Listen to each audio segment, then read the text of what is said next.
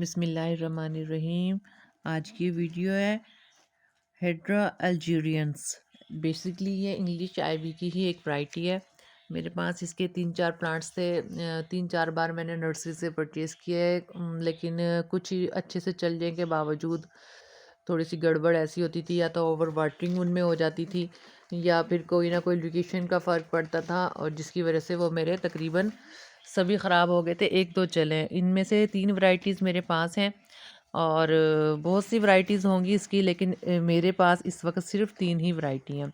इनमें से कुछ वैरायटीज़ जो मैंने चैनल पर शेयर भी की हैं, तो इसकी ना डिफरेंट सी लोकेशंस से फ़र्क पड़ता है। बेसिकली जो मेरा इल्म है, जहाँ तक मैंने एक्सपीरियंस किया है इसका, तो इसको ब्राइट लाइट में रखा जाए तो इसकी अच्छी सी ग्रोथ हो जाती है।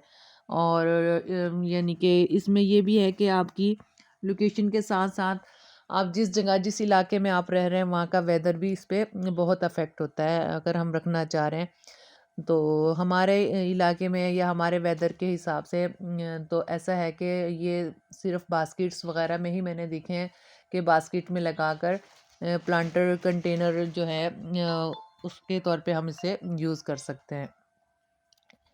और उसके अलावा जो इनके सही इलाके हैं, जैसे साउथ अफ्रीका वगैरह, वहाँ पर ये सही इसकी प्रोपिगेशन भी सही होती है, और सही ये फुल वॉल कवर कर लेते हैं, ग्राउंड कवर भी कर लेते हैं। लेकिन हमारे सिर्फ कंटेनर्स में ही लगते हैं। लेकिन अगर यहाँ पर भी लग जाएं ज़मीन में तो अच्छी खासी ग्रोथ हो जाती है। लोकेशन का इसका बहुत फ़र्क पड़ता है। ब्राइट लाइट में अगर रहे ना ये, यानी कि डायरेक्ट सनलाइट ना हो, ब्राइट लाइट हो, तो ये अच्छा सा वेरीगेटेड ही रहता है, वेरीगेटेड वैरायटी जो है। और उसके अलावा अगर हम इसे डीप शेड में रखेंगे, रहेगा हेल्दी प्लांट, लेकिन ऐसा होगा कि आहिस्ता आहिस्ता ये डीप शेड में हेल्दी रहने के साथ साथ इसकी वेरीगेशन ख़त्म हो जाएगी, और डार्क ग्रीन ग्रीन फिर डार्क ग्रीन हो जाएगा। और अगर इसे फुल सन में रखे, हेल्दी रहेगा प्लांट, लेकिन इसकी लीव्स जो हैं वो डल होना शुरू हो जाएगी। फुल सन भी उस सूरत में सिर्फ सर्दी का। अगर गर्मी के फुल सन में रखेंगे तो ये जो प्लांट है इसकी पत्तियाँ यानी कि बर्न होना शुरू हो जाएगी। गर्मी में भी इसे ब्राइट लाइट में रखें तो ठीक है। और या फिर ऐसा है कि गर्मी की भी धूप इसे शदीद ना लगे, सिर्फ ब्राइट लाइट। सर्दी की सिर्फ करेगा बर्दाश्त ये। और ये इसकी ख़ास बातों में से एक बात है। और लोकेशन मैंने तकरीबन बता दी थी। और दूसरी बात ये है कि वेदर में इसको ड्राई, यानी कि एक सर्दी की खुश्की होती है, एक गर्मी की। गर्मी में जो है अगर खुश्क खुश्क जैसे बारिशें ना हो रही हों, तो तब भी इसको ह्यूमिडिटी लाई रहेगी। और सर्दी में जैसे खुश्क हवाएं चल रही हों, वेदर ये लाइक करता है खुश्क, लेकिन अपने मट्टी और लोकेशन जो है वो इसको थोड़ी मॉइस्ट चाहिए होगी। ये इसकी ख़ास बातें हैं। और वाटरिंग वाटरिंग यानी कि ओवर वाटरिंग भी ना हो और अंडर वाटरिंग भी ना हो, मॉइस्ट मट्टी रहे। मट्टी इसको कोई भी चल जाती है, लेकिन ये है कि हमेशा हर पौधे की तरह इसकी मट्टी थोड़ी मॉइस्ट है और वेल ड्रेन हो, वो इसके लिए ज़रूरी रहेगी। ये इसकी ख़ास बातें जो मैंने आपको बता दी। और इसके अलावा बास्केट में, हमारे यहाँ तो तकरीबन बास्केट में फुल, मैंने अभी तक कोई भी इसकी नहीं देखी कि ये फुल वॉल कवर किया हुआ उतना। लेकिन अगर बास्केट में भी अच्छा सा चल जाए तो ये बास्केट को अच्छे तरीके से भर देता है। सही प्रोपिगेशन इसकी यानी कि अपनी एक्सटेंड करता रहता है। कटिंग इसकी लगाएं तो हमेशा बरसात में लगाएं। अगस्त में तभी इसकी कटिंग बेहतरीन चलती है। सर्दी में या फुल हॉट सीज़न में, मौसम की शिद्दतों में इसकी कटिंग इतनी बेहतर नहीं चलती। लगा सकते हैं, चल जाएगी, लेकिन जो अच्छी ग्रोथ के लिए बेहतर है कि इसकी जो है वो बरसात में ही लगाएं। और लगाने के बाद कुछ यानी कि 1 या 2 दिन अगर आप बरसात में लगा रहे हैं तो पानी ना दें।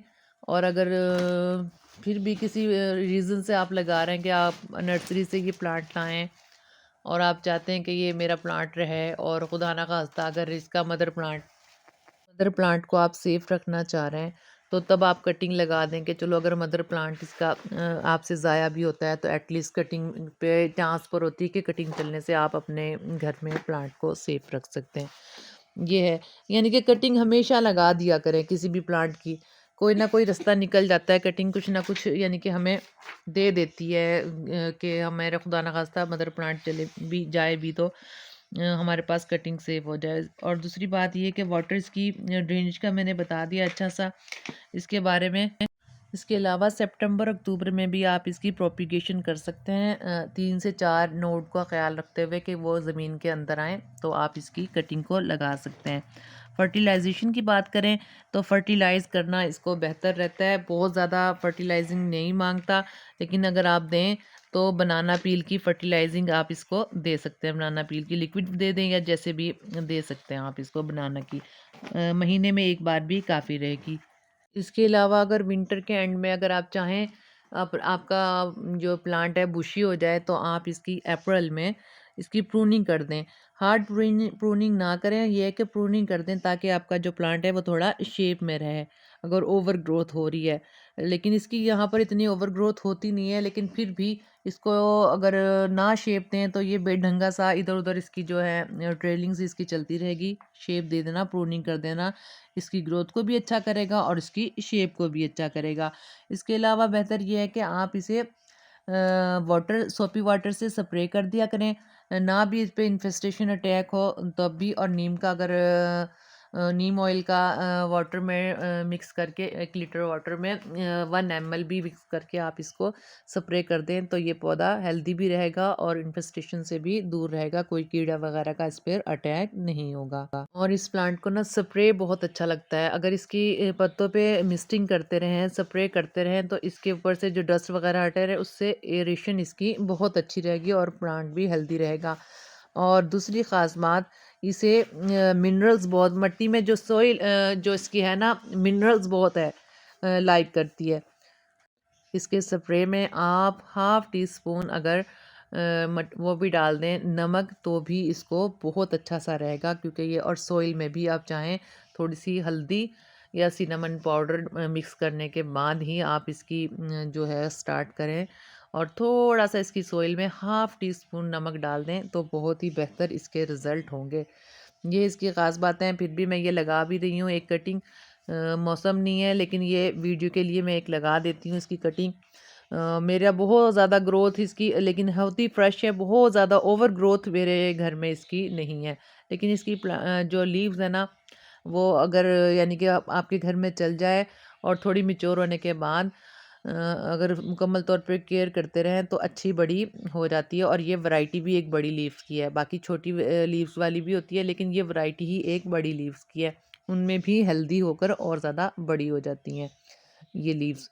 इसको सॉइल मैंने जैसे बताया किसी भी किस्म की सॉइल में चल जाता है, लेकिन अगर सॉइल इसकी उसमें थोड़ा-सा आप सिनेमन पाउडर और सॉल्ट डाल दें तो बहुत बेहतर रहेगा। लेकिन फिर भी ऐसा ख़्याल रखें कि ये वेल ड्रेन हो, ऐसा ना हो कि मैं अगर कह रही हूँ किसी भी किस्म की सॉइल में तो वो हार्डी सॉइल ना हो जिसकी वजह से लम्प्स हों और ये जो है इसकी एरेशन अच्छी ना हो रूट्स की और हमारा प्लांट ख़राब हो जाए। इन सब बातों का ख़्याल रखना पड़ेगा ड्यूरिंग प्रोपिगेशन और इसकी अच्छी ग्रोथ के लिए। और अगर हमारे घर में सेट हो जाए ये प्लांट, यकीन करें कि बहुत खूबसूरत भी है और मेडिकेशनल प्रॉपर्टीज़ भी इसकी बहुत ज़्यादा है, लेकिन वो हम होम में यानी कि रेमेडीज़ में से कुछ ऐसा मैं इसके बारे में नहीं बता सकती, लेकिन ये है कि मेडिकेशनल प्लांट है। और एक ख़ास बात इसके बारे में कि आप अगर इसको लगाएं तो बास्केट को थोड़ा नहीं अच्छा खासा ऊंचा रखें, क्योंकि ये पॉइजनस है। अगर आपके घर में एनिमल्स हैं या बच्चे हैं कोई इसका पत्ता वगैरह तोड़कर खा ले तो इंतहाई पॉइजनस होगा। मेडिकेशनल यूज़ में इसकी अलग से प्रोसेस होते हैं जो इसको मेडिकेशन में यूज़ कर सकें। और लेकिन घर में हम इस तरह की प्रिकॉशंस का यही कर सकते हैं कि बच्चों की पहुंच से दूर करके हम इसको लगाएं, और अगर हमारे घर में कोई पेट्स हैं तो उस हिसाब से भी इसका ख्याल रखना पड़ेगा कि कोई भी इसके बारे में हमारे हैज़र्ड्स जो हैं वो हमारी होम पे अफेक्ट ना हो। चलें, बहुत शुक्रिया, यही इसके बारे में ख़ास बातें थी जो मैंने आपको बताई है। अगर ये इंग्लिश आईवी के बारे में कोई भी इन्फॉर्मेशन